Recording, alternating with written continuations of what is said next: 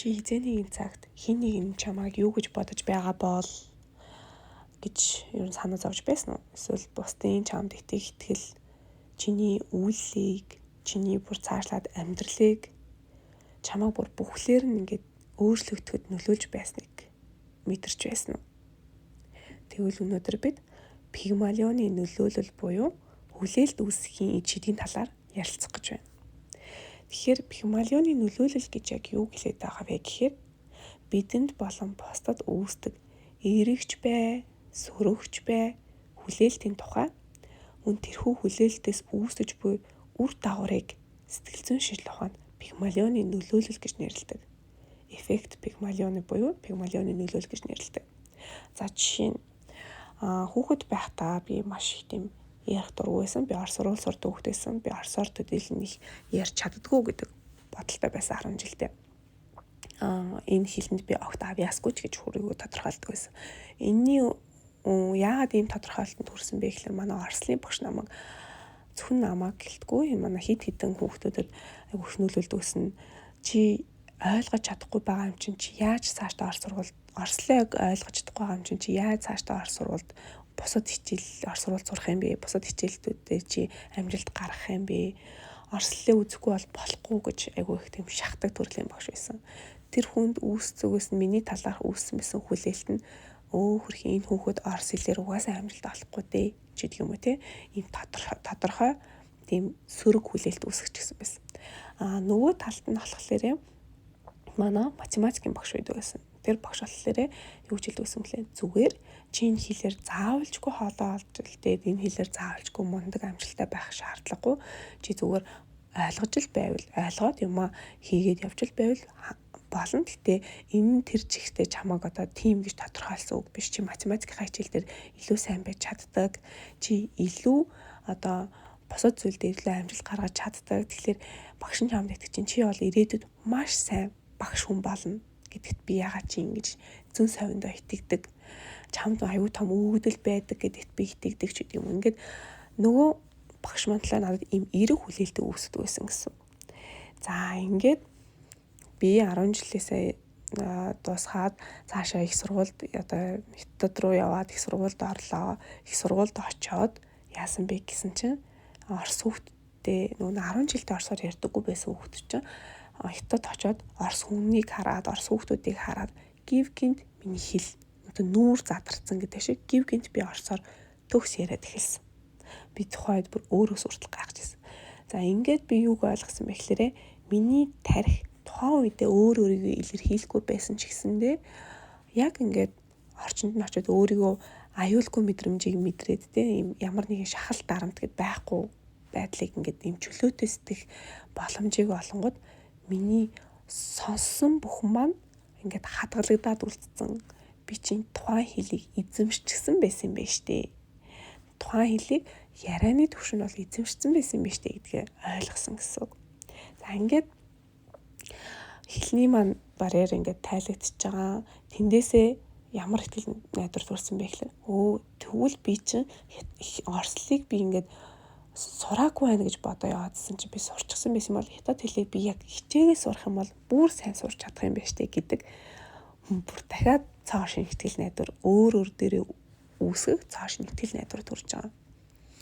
Тэг хамгийн сонирхолтой нь энэ түүхийн үр дүнд нь юу байна вэ гэхээр одоо би төгсөөд маш олон жил болсны дараа ч гэсэндээ энэ орс хэл гэдэг хэлийг 100% ойлголттой хүссэн зүйлээ уншаад ойлгочтой, хүссэн зүйлээ үзээд ойлгочтой, хүссэн зүйлээ хүссэн байдлаараа өөрийгөө тодорхой хэмжээний илэрхийлчихдэг ийм төвшөнд одоо хүртэл хэрэглээний төвшөнд авч явсаар л байна.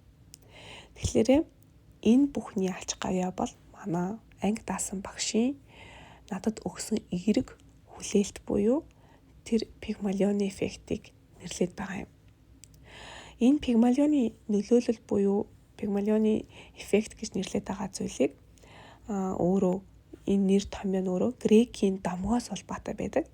Пигмалион хэмээх нэг уран баримлч байж байгаад өөрийн уралсан тийм хөшөөндөө бүр ингээд маш хүчтэй дурлсан байдаг. Түүнийгээ бүр амьд мэтэр төсөөлөөд хайрладаг байсан байна. Тэгтэл энэ хайр хүсэл мөрөөдөл нь хөшөөг үнэхээр амьлуулахад хүргэсэн. Ийм домогтой байдаг.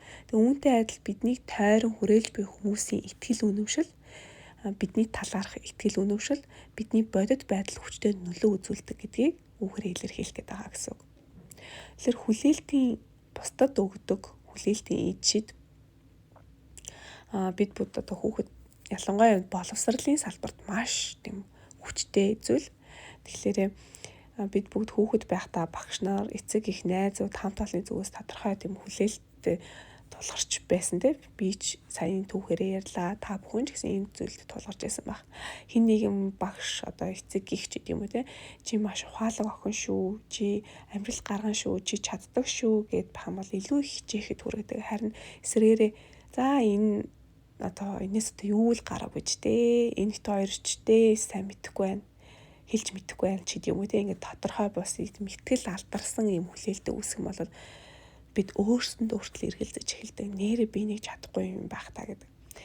Тэгэхээр энийг бүр яг ингээд шинжлэх ухааны салбарт 1960-аад онд хийгдсэн нэг бүр судалгаа боловсролын салбарт хийгдсэн багш нарт хийгдсэн судалгаа байгаа. Тэр судалгаанд харахад багш нар ингээд тодорхой сурагчдыг ирээдүйд маш онцгой амжилт гарах магадлалтай гэж тухайн хүүхдүүдэд хэлээд сонгож авч ирсэн. Гэтэл үүндээ тэднийг тэр хүүхдүүдийг бол маш тийм санамсаргүй байдлаар зүгээр сонгочихсон. За энийг юм тооч хэлж хүлээлт үүсгэж зүгээр санамсаргүй. Гэхдээ сонгохдоо тухайн хүүхдүүдэд ирээдүйд тийм онцгой амжилт гарах хүүхдүүдийг бид нар сонгож байна гэж хэлээд ингээд сонгосон маа.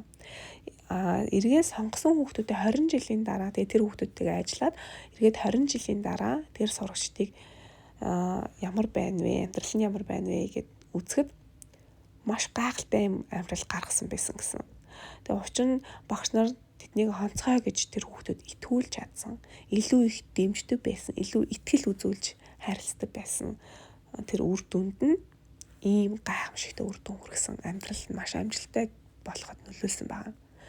Тэгээ бусдын хүлээлт бидний хэрхэн өөрчлөлт гэвэл асар их тийм. Энэ тодорхой хэмжээний бараг та бүхэн өөрсдөө амьдрал дээр хүртэл хүн болгон нэг юм өөрийн гэсэн тохиолдлыг санах байх. Ингэж ярих юм бол эргүүлээ тэгвэл нэг асуулт төрж байгаа. Бид яг өөрсдийнхөө амьдралд бид өөрсөндөө ямар хүлээлт үүсгэж байдаг вэ? Тэгээ яг одоо энэ подкастыг маань сонсож байгаа та нэг өөр энэ талаараа нэг санаалзаад үзээрэй. Чи өөрийнхөө тухай хэрхэн боддог вэ?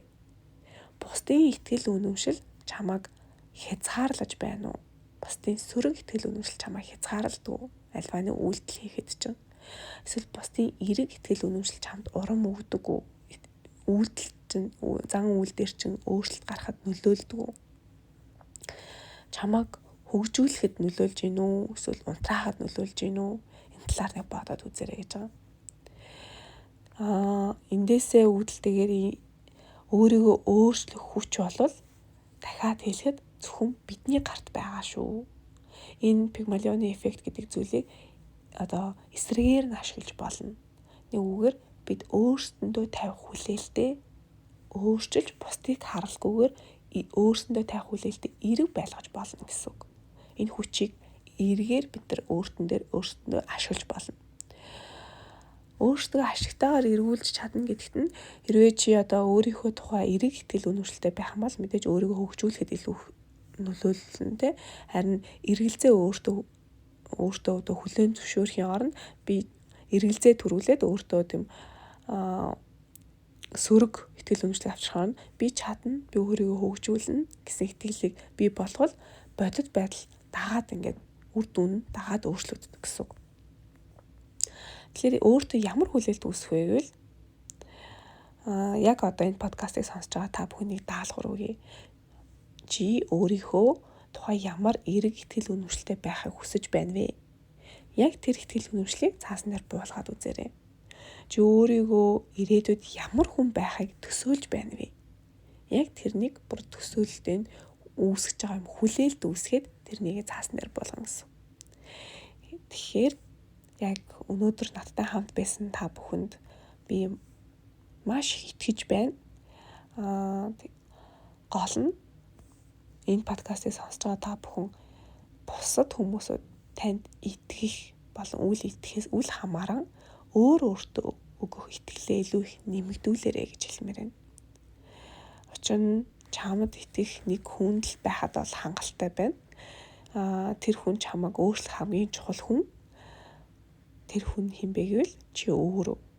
Чи өөртөө байхад л хангалттай гэсэн үг. Тэгээ өнөөдөр надтай хамт байж энэ хүртэл сонссон энэ сэдвийг сонирхон сонсон та бүхэндээ маш их баярлалаа. Тэгэхээр эмзэгэн подкаст үргэлж та бүхний дэргэд байна. Дараагийн удаа илүү сонирхолтой сэдвээр хамтдаа ярилцах болно.